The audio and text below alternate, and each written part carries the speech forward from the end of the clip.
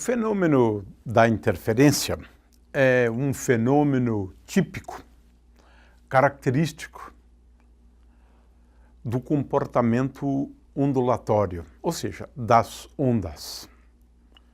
Ele se manifesta sempre que nós superpomos duas ondas, três ondas ou mais ondas. E existem duas manifestações deste fenômeno.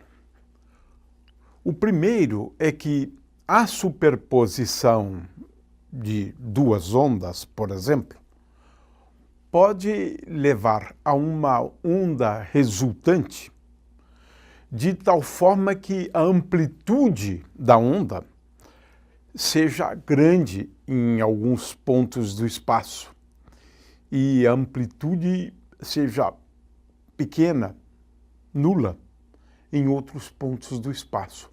De forma que aqui, às vezes, se trata da gente observar esse fenômeno olhando apenas para a amplitude da onda. Em alguns casos, isso é possível. De forma que o efeito é um pouco visual, né? No sentido de você observar a amplitude. As ondas do mar, quando duas ondas colidem, a onda resultante acaba sendo uma onda com uma amplitude duas vezes maior, por exemplo. De forma que eu estou falando aqui da superposição, poderíamos chamar, levando a um efeito construtivo, aumentando o efeito da onda, de forma que no caso das ondas do mar, o que a gente percebe é que nós temos a formação de cristas, regiões onde a onda é mais alta, é mais baixa.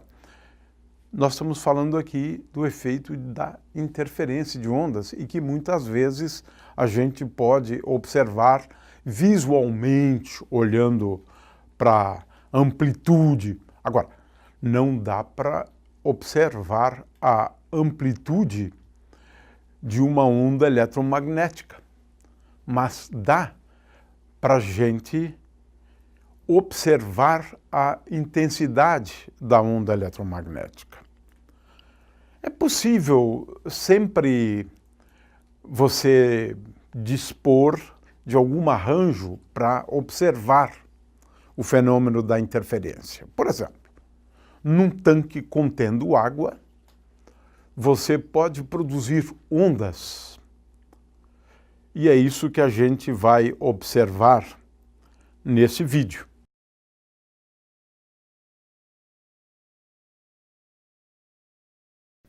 Neste vídeo usaremos uma cuba de ondas, uma haste plana acoplada a um motor com frequência ajustável, uma haste com esferas de plástico e obstáculos feitos com barras de PVC.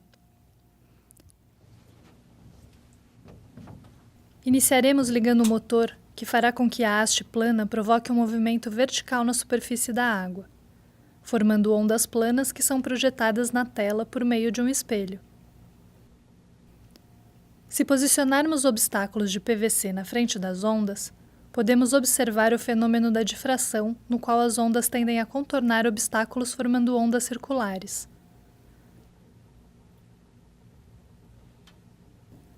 Se as peças de PVC forem posicionadas de modo que se formem duas fendas, podemos observar a formação de duas fontes de ondas circulares, uma em cada fenda. Como estas ondas são formadas pela mesma frente de ondas planas, as ondas circulares vão ter o mesmo comprimento de onda e estarão em fase. Assim, a interferência destas ondas podem formar regiões de nós e de ventres, como podemos ver na tela. Podemos notar também que, ao mudarmos a abertura das fendas, mudaremos o padrão das figuras de interferência.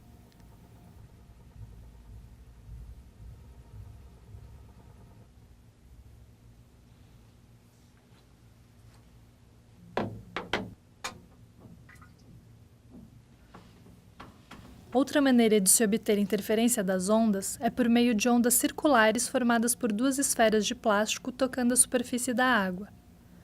Para isso, vamos trocar a haste plana por 2 suportes com esferas, tocando a água com a mesma frequência.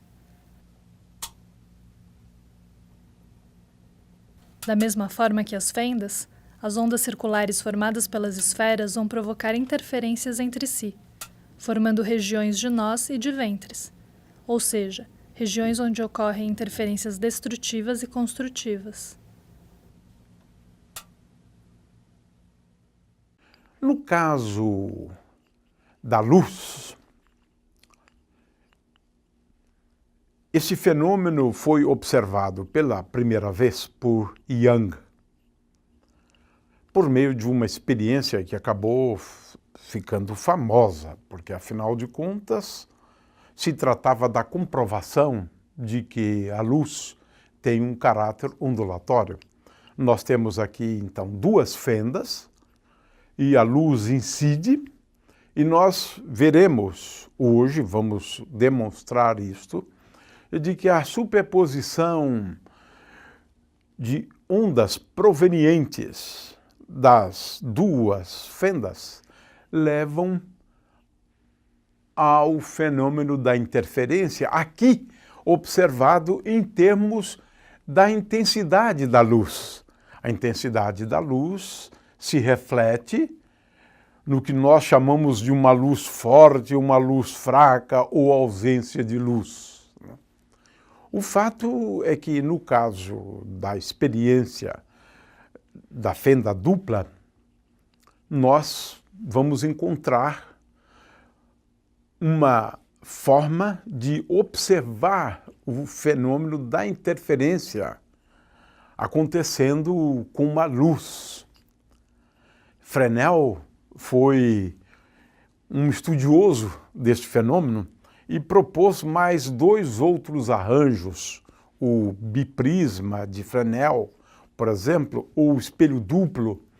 O fato é que nós temos aqui como pensar experiências simples para a gente verificar o fenômeno da interferência da luz, interferência luminosa, interferência óptica. O mesmo ocorre com ondas eletromagnéticas de uma maneira geral. No entanto, vamos observar aqui a formação de bolhas.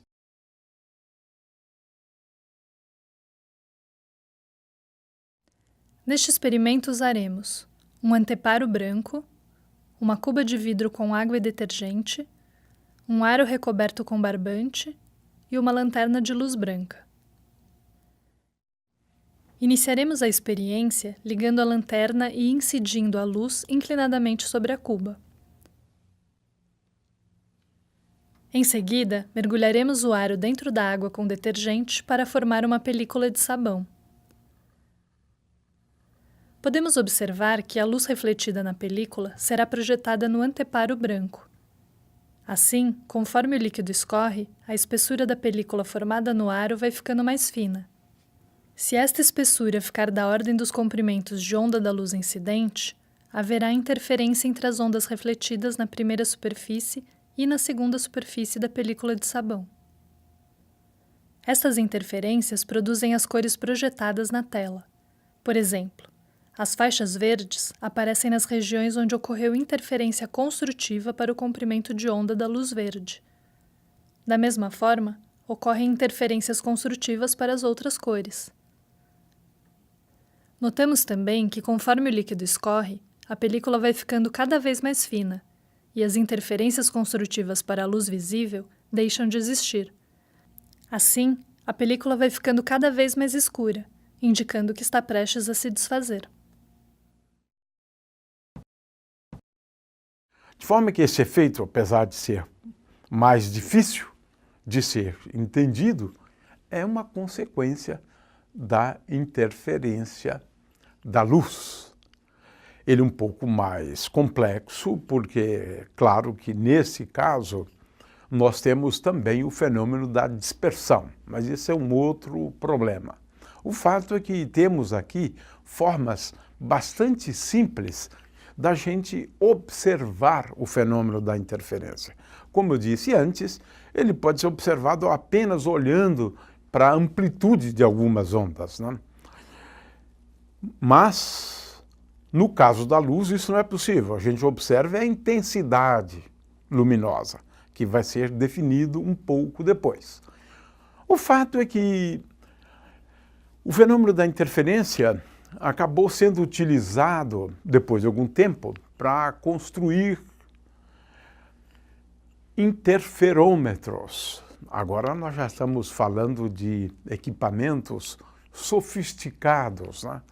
E um desses interferômetros foi utilizado por Michelson e Morley para demonstrar que o éter de fato não existe, de forma que é um trabalho muito importante historicamente, né?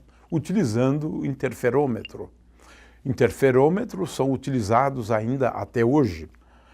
O fato é que este fenômeno é um fenômeno típico, ondulatório e que agora vamos abordar com algum detalhe.